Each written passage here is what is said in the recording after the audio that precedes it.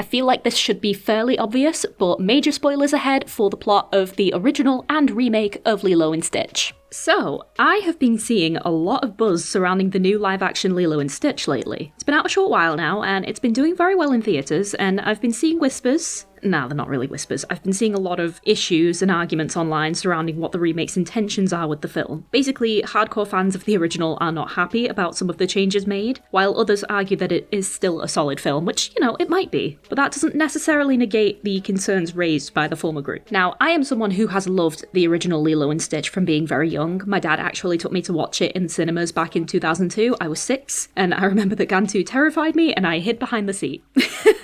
But even with that, seeing the characters together at the end of the original film, beating the odds against the forces that were trying to tear them apart really stuck with me, and the film became a long-time favourite for many years to come. And it wasn't actually just Lilo and Stitch that had this effect either. Many Disney films around the 90s and 2000s in particular had similar philosophies built into their narratives surrounding sticking to your convictions. Treasure Planet, for example, had a whole narrative around the delinquent kid proving himself not through being reformed into an upstanding citizen, but by proving that taking risks and trusting your own judgment were some of Jim's biggest strengths. Milo's character arc in Atlantis also had a similar vibe of pursuing your passions despite the obstacles and pushing forward in the face of naysayers. And that tends to be why whenever I see these live-action remakes of the 2020s as an adult, after having been brought up on these films with very strong convictions with their characters, it can be quite jarring, alarming almost, to see how much these characters' edges have been softened in order to appeal to an audience who grew up on a diet of media criticisms surrounding curbing undesirable traits and behaviours. And that's not even considering how those softened edges make it that much easier to have the characters make certain decisions that frankly don't seem to align with their original depictions. And for that reason, I wanted to run through my own thoughts surrounding some key changes they made to the film's core narrative. Hello everyone, my name is fionapollo, and today I will be discussing Lilo and Stitch, because of course I am. Everyone and their mother is on about this film and how bad it is, we get it, but Mum said it's my turn, so hush. I want to run through a couple of questionable choices made to specific characters and how these choices may influence public perception, namely to do with those who do not follow the convention of the nuclear family. I want to look at the choice to make Jumba the twist villain and use him in place of Gantu from the original animated film. I want to look at Pleakley's absolutely criminal deyassification, and of course, I also want to look at the resolution they decided to go with in the ending concerning Nani and Lilo as a family. There will be a few other aspects that get delved into as well, such as Cobra Bubbles and Gantu's roles in the original versus the remake, but you get the gist. What I will say right off the bat, and this didn't quite click for me until this film, is that something I've noticed about these live-action remakes and their direction is that they seem to carry a degree of subliminality geared towards adult Disney fans specifically. And what I mean by that is that I found that people who enjoy Disney as a kid and who still enjoy these films and want to carry it into adulthood without being mocked seem to use the live-action remakes as a way of enjoying them while still appearing like a mature, functioning member of society. Sadly, in the real world, outside of our phone screens, not everyone wants to be open about being a loser online who still watches cartoons, so I think for a decent portion of the population, these live-action remakes are a happy medium. Questionable quality of storytelling notwithstanding, and I don't know whether that's due to the association of Disney with childhood and therefore childishness, or if rabid fandom behaviour and the associated shaming of people for having interests past a certain age, as well as the normalisation of bullying online has anything to do with it, but it has been something that I've noticed, and companies are also very good at finding ways to exploit people's habits and use them to their advantage. I'd also like to make a point of looking into how both films approach the model of the non-nuclear family, because I think this more than anything jumped out at me in terms of the major differences, and it carries a lot of connotations that I feel are worth exploring, especially right now. What do you guys think of the live-action Lilo and Stitch compared to the new one? Believe it or not, it is okay if you like the film, so feel free to let me know, and maybe consider liking and subscribing while you're at it. Please note that a lot of opinions shared in my videos are purely speculation and not based in fact, unless evidence is given to state otherwise. I am a single person, I am not a media conglomerate, I am not a fact checker, I'm not a journalist, I'm just a girl.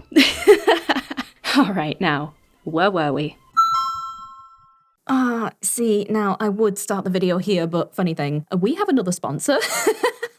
Do you enjoy drawing on the go and want a budget-friendly tablet that can give you the same experiences of using a computer, but without the computer? Well then, you might enjoy today's sponsor, the RubensTab T11 Pro by Frunsi. This little tablet is probably the most wallet-friendly device of its kind that I have seen around, and it is a fantastic starting point for any budding artists and professionals alike who have never wielded this standalone tablet before. And not that I know anything about that, I definitely knew how to work this thing, that's a lie. And I felt like such a boomer when I first got this thing. But lucky for little old me, the T11 Pro is able to be used right right out of the box with pre-installed drawing programs ready to use. You get quite a good selection of goodies with this thing for the price you pay. In addition to the tablet, you also get an adjustable standing case, a drawing pen, drawing glove, cleaning gloves, a cleaning cloth, and a screen duster. This tablet is also powered by Android, meaning that you can sync your existing accounts and have all of your most used apps available wherever and whenever you may need them to help make the experience a little bit more familiar. I've also been taking it to the library, and it is fantastic for writing down scripts because of the large screen. And also, again, not to harp on my own geriatric tendencies, but my favorite thing to do with it right now, aside from drawing in bed, is to do my little paint by numbers app to wind down in the evening. The T11 has a screen resolution of 1980 by 1200 pixels and also has an integrated palm rejection function that prevents issues with drawing when resting your hand on the screen. So what do you say? Fancy checking out how you fare with your own portable tablet without paying extortionate prices? Then consider checking out the Frunsi RubensTab T11 Pro today. A link to the product can be found below in the video description. Now, on with the video. So while I do have a lot of gripes with this film, ranging from minor nitpicks to the more systematically sinister issues, I did want to give the film a fair shake by going over what I think they did extremely well. And the gold medal for carrying the back-breaking weight of this film goes to the relationship between the titular dynamic duo, Lilo and Stitch. This remake actually expanded and reconstructed some of the pair's key moments, and for the most part, I think this was actually very well executed. For example, in the original film, the two's first meeting was in a dog shelter, and in the live-action remake, Stitch's wild and volatile presence was made much more foreboding and impactful by having Lilo's first exposure to him, or rather the idea of him, be the empty, busted up and torn open animal cage that he arrived in. Now, I think that we can all agree that if there was any dog Lilo would have gone with, it would have been the one that is capable of bursting out of its miniature prison, and I think this served to add a little bit more subtext as to the nature of what Stitch is. He can't be so easily tamed and caged like an animal because he isn't one. He's an alien. He is unknown by virtually every being on this strange and unfamiliar planet and therefore underestimated, and the only one who could possibly hope to understand and match his energy is a tiny human of the most eccentric kind who herself feels like a stranger to other inhabitants of her own island. Thematically, she saw a reflection of herself in Stitch that day, which I think can also speak to the experience of being neurodivergent, something that many people felt Lilo's character perfectly encapsulated in the original. Caged in, misunderstood, and forced to be something that you aren't until you decide that isn't how you want to live. And so you break free, find like-minded people, or non-people, and cause a bit of mayhem. In short, the film added a few more context clues to an already great scene and elevated it in a way that primes the audience that bit more for what's to come. So props to the shelter scene. Another really nice scene is one that actually got split and made into two scenes from the original, the first of which was when they had some bonding time at the beach playing in the sand where Stitch could do his little Godzilla performance and wreak havoc on some sandcastles, which I thought actually worked better because it was done before Lilo spoke with him in her bedroom. It also gave more context to Stitch's aversion to water, which was actually explained in this film.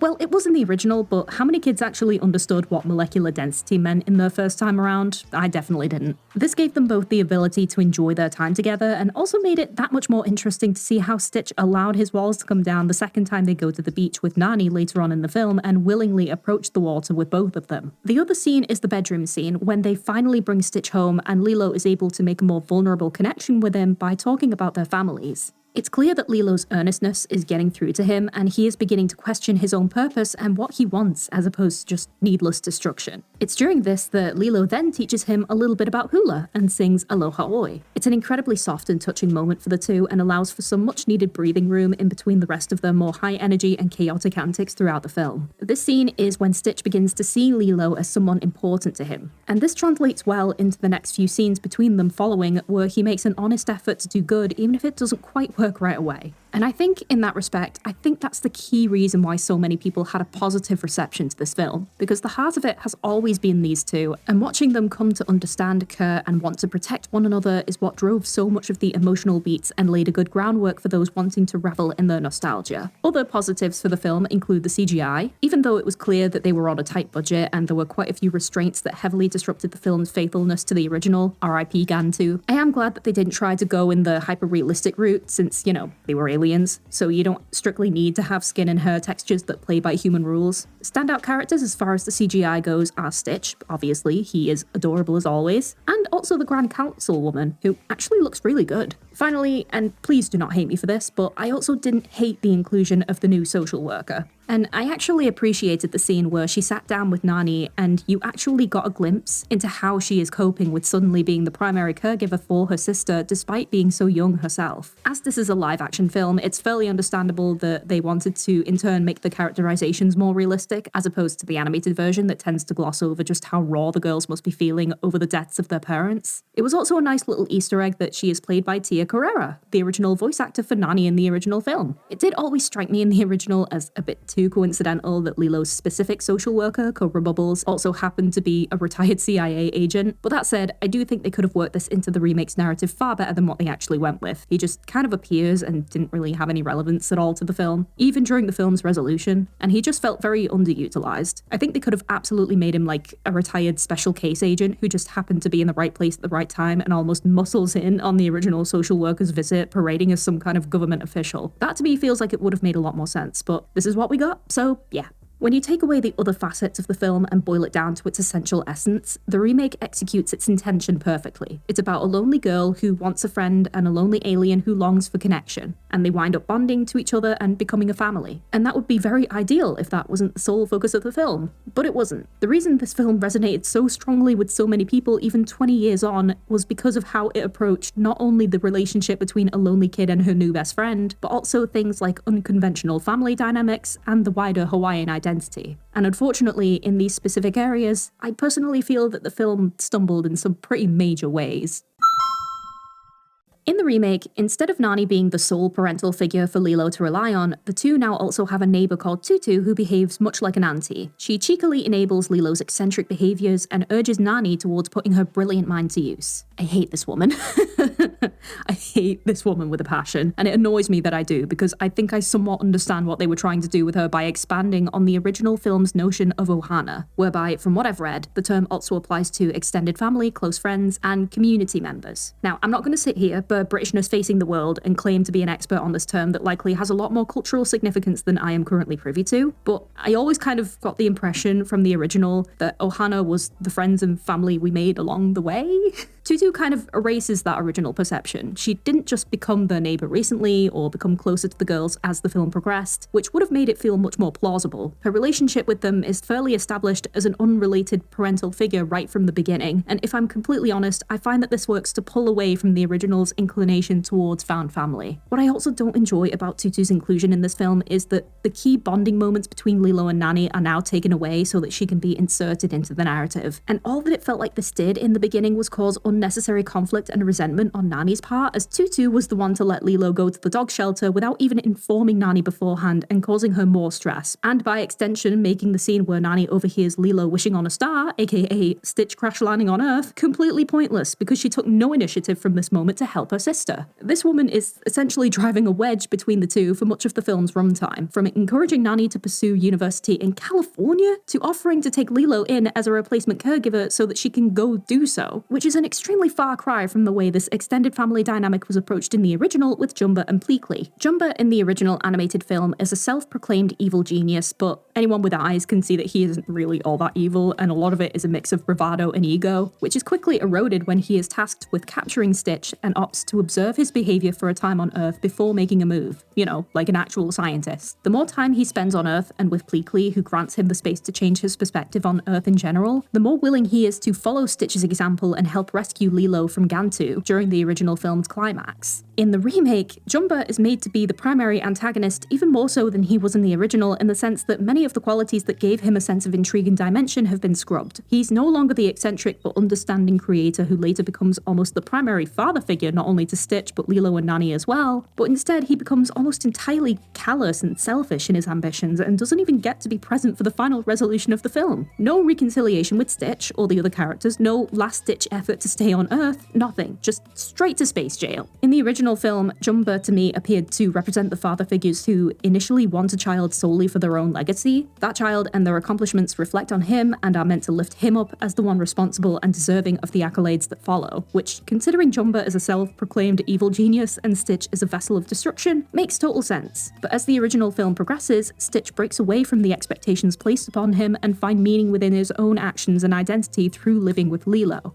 This in turn also means that Jumper has to reconcile with his own stance on Stitch's purpose by observing Stitch prior to his capture and coming to understand why he develops these bonds, and doing so as well from afar with Pleakley in tow. Both Jumper and Stitch find new meaning in their own relationship, in addition to the interpersonal dynamics between the other characters as well. And this is why the absence of the much more clear-cut antagonist Gantu is felt in the remake compared to the original. I understand why completely. I'm an animator. You don't need to tell me how expensive it would have been to have another alien character in there, but my god. Gantu's traits were more or less divided up between Jumper and the Grand Councilwoman in this film, whereby Jumper assumed the role of the endgame villain, and the Grand Councilwoman is portrayed as so much more bloodthirsty and cold in this version. Whereas in the original, she was very clearly a diplomat who wanted to reach a fair and peaceful solution. She still did towards the end, kind of, but her introduction in this version did not do her any favors in my book. By the end of the original, Jumper and Pleakley are more akin to wacky, eccentric uncles who drop in unexpectedly, causing a bit of chaos, having a barrel of laughs, but are still there to rely on and allow the other family members to take charge of their own lives while lending a helping hand to whatever goal they're trying to reach. And on the subject of Pleakley, I'm gonna be frank, my flabbers are well and truly gasted at how much they fudged his characterization. They've effectively turned him into a giant earthweeb who is an overly optimistic fanatic that throws himself at anyone or anything that allows him to revel in his given obsession. This is a very stark contrast to his animated counterpart who, despite being an advocate for Earth's preservation, does so because he is more akin to a somewhat reserved but outspoken wildlife conservationist. This also plays into how exactly he and Jumper choose to extract Stitch from the planet without drawing too much attention to themselves, and that solution is drag. Pretty much anyone can tell you that one of the biggest aspects of Pleakley's original depiction was that when he and Jumper disguised themselves as humans, Pleakley dressed in feminine clothing and wore wigs, which was heavily played for laughs. And that was fine, because it was hilarious, and it was 2002, which I feel the need to point out because I have seen a few people try to leverage this take as an argument for why Pleakley's feminine leanings were cut altogether. In this version, they have hologram disguises where they just look like regular humans, and it's not like certain members of the film crew didn't try to reintegrate Pleakley's inner fashionista into the film. The idea was shot down by Disney itself. No, it wasn't the woke mob being too sensitive, it's because the current political climate involving queer and especially trans people and characters, even ones that only hint at it and are never confirmed, are cooked. Which again adds a whole other layer to why I feel some aspects of this film feel sinister, whether intentioned or not, because it was very clear that a lot of people enjoyed this aspect of Pleakley's character and saw both him and Jumper as stand-ins for like the gay uncle trope or the black sheep family members. And instead they were replaced with a matriarchal figure instead, which makes me feel not great about that choice because we already have a lot of negative perceptions around father figures in this current day and age, and we could really do with a few more positive representations of good dads and uncles and granddads and so on in modern media. But that's just my opinion. Pleakley is given zero opportunity to observe and become invested in Nani and Lilo's plight by proxy of keeping an eye on Stitch, and in fact he doesn't even interact with them aside from being captured by Bubbles, being of no help in rescuing Lilo, and randomly volunteering to stay on Earth when the Grand Councilwoman puts the idea forth to keep an eye on Stitch. In the original, while he is intrigued in Earth's fauna in line with his work as a proclaimed expert, he quickly becomes disillusioned as his idealization of Earth is marred with the curse of reality. It's kind of like how people keep harping on about farm life and keeping animals and feeding chickens without actually comprehending that you also have to do things like shovel cow shit every day. But he learns to embrace this and put his grievances aside for his new Ohana. The reason Jumper and Pleakley were so beloved as a dynamic in the original is that they were two sides of the same coin. One had more brains, one had more rationale, but both had a growing sense of compassion that came to a head during the climax of the film, and this is what brought all of the characters involved in Lilo's rescue closer as a family unit. Tutu, in my opinion, does the complete opposite. She comes across like someone who wants to help, but all she does is provide fodder for why Nani should run away and live a life without Lilo. She feels almost antithetical to the original film's themes of both girls feeling isolated and opting to cultivate their own family together. Instead, Tutu makes it feel as if the remake is walking us backwards.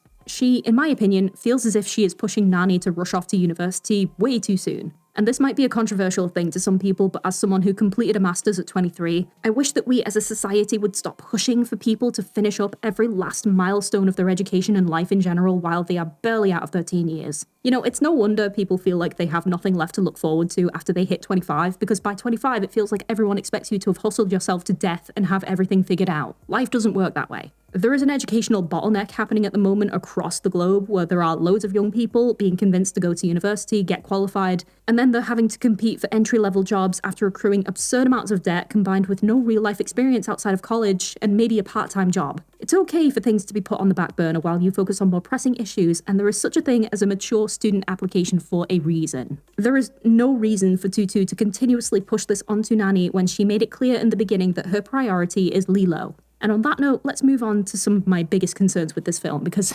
my god.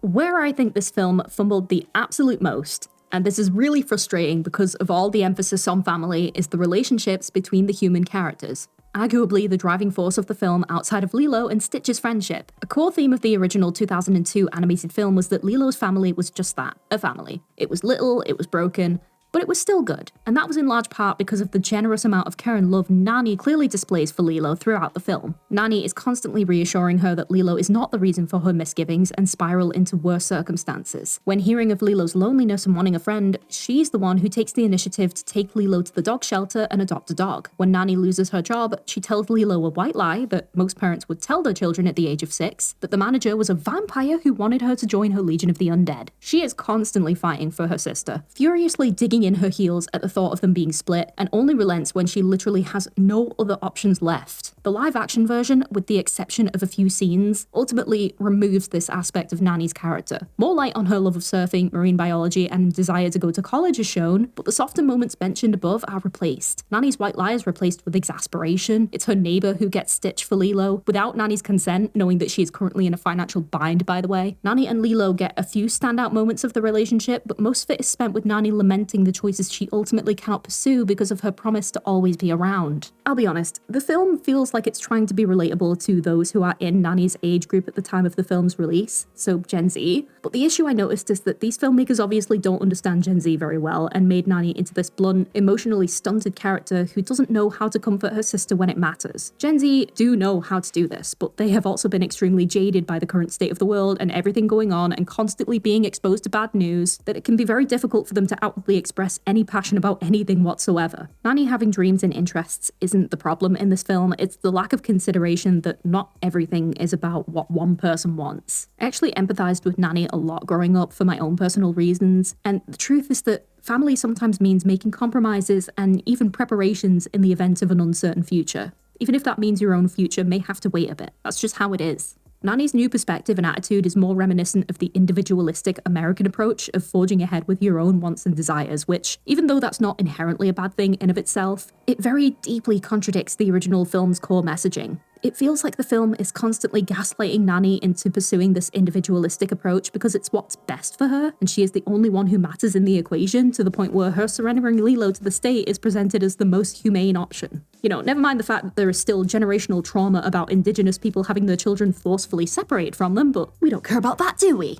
It feels removed from the often more family and community-oriented approach that is more closely linked with the Hawaiian identity, and you know, alongside many erasures of colonial critique from the original, carries a somewhat insidious superiority of what the correct path for Nani should be. As the director himself stated in an interview, given that Nani, who I always felt was a little too rose-coloured glasses for somebody in her situation, was so smart and she had to abandon a lot of these dreams or defer them because she had to take care of her little sister and inherited all of this responsibility at such a young age. The choice of words here is really telling, as if keeping her family together isn't a worthy enough dream in of itself. I think there is a very obvious disconnect between what it means to heal from generational trauma of endlessly giving yourself to a family unit versus breaking away from certain familial responsibilities to pursue your own ambitions following a traumatic situation going on, that the film's message and direction suffers extensively from it. When doing research for this actually, we did see a comment from someone on another YouTube video talking about the film who discussed the intricacies of family ties as a Pacific Islander, and they made some very pointed observations. I just wanted to add, as an Indigenous Pacific Islander myself, their treatment of Nani was so culturally unrealistic.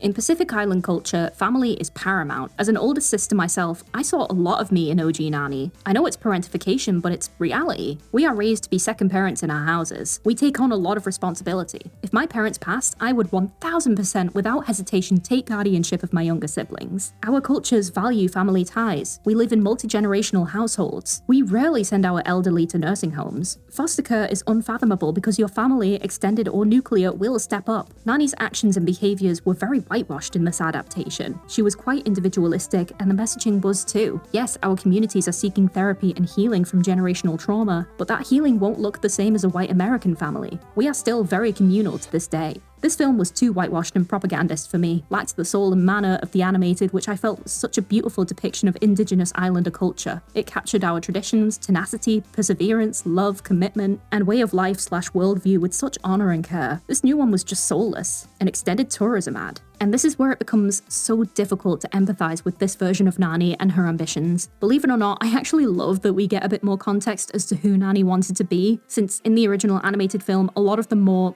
I guess, mature comprehension of her circumstances is treated as more of a backdrop because, you know, the original animated version is more for kids than this one, and kids don't want to hear about how much their family members sacrifice for them. But there were so many other ways to go about it that didn't involve leaving Lilo with her neighbor and fucking off to California, which, I'm sorry, why does she have to go to California specifically? Especially after that whole spiel towards the end of the film about Hawaiian pride and all of that stuff, which felt very weird and very America-centric. A 10-second Google search reveals that there is a university in Hawaii, the Hawaii Pacific University, that offers a course on marine biology. And also, there is a Hawaii Institute of Marine Biology as well, where she could have gone to afterwards, which, not gonna lie, it would have been really cool to see that be mentioned in the film as a way to illustrate other positive aspects of Hawaii outside of its tourism culture. But no, instead we get a mention of the US military, which the studio had to pay the US government for permission to do, by the way. And we have Lilo mingling with a bunch of tourists and having fun within a resort, effectively nullifying any potential criticisms of Hawaii's tourism epidemic that is destroying local infrastructure and is being actively condemned by real-life locals of the island. When I said before that I find certain things about this film systematically sinister,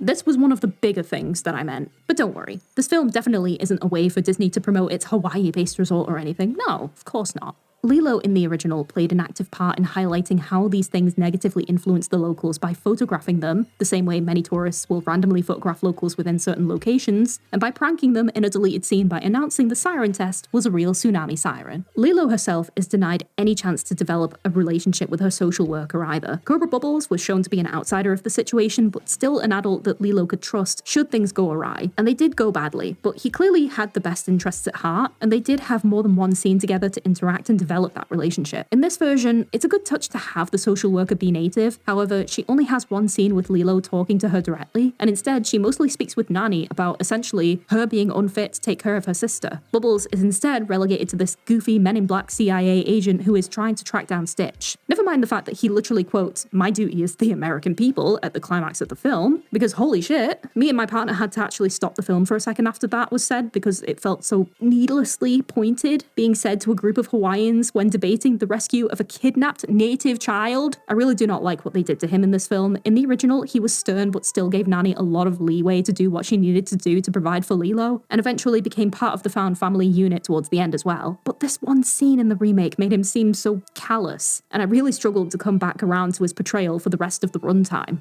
The lack of nuance in these characters is also so telling, and something that carries on with so many of these live-action adaptations that Disney is pushing out. While, in my opinion, the scenes with Lilo and Stitch are the standouts of the film, she is scrubbed down and sanitized so much from her animated counterpart to the point where she barely has any of her original quirks. This is not the fault of the actress herself, she was fantastic, but in the original film, Lilo is the one who escalates the fight between her and Myrtle in the beginning by jumping on her and punching her in the face and starting a fight after Myrtle verbally insults her. This was originally intended to show how Lilo is reacting disproportionately to conflict because she is coping with a lot. She is a 6-year-old who just lost her parents. Here, Myrtle, or I think the kid is Myrtle, pushes Lilo first, and Lilo just pushes her back, because obviously she does. She's a kid. There are no photographs of tourists in awkward positions, just pictures of Nani surfing, because the film wants you to home in on the fact that Nani gave up so much for Lilo and she is a burden. She doesn't even shove the dolls of her friends into a pickle jar and say they need to be punished. She just sadly laments that she doesn't have friends because they pick on her.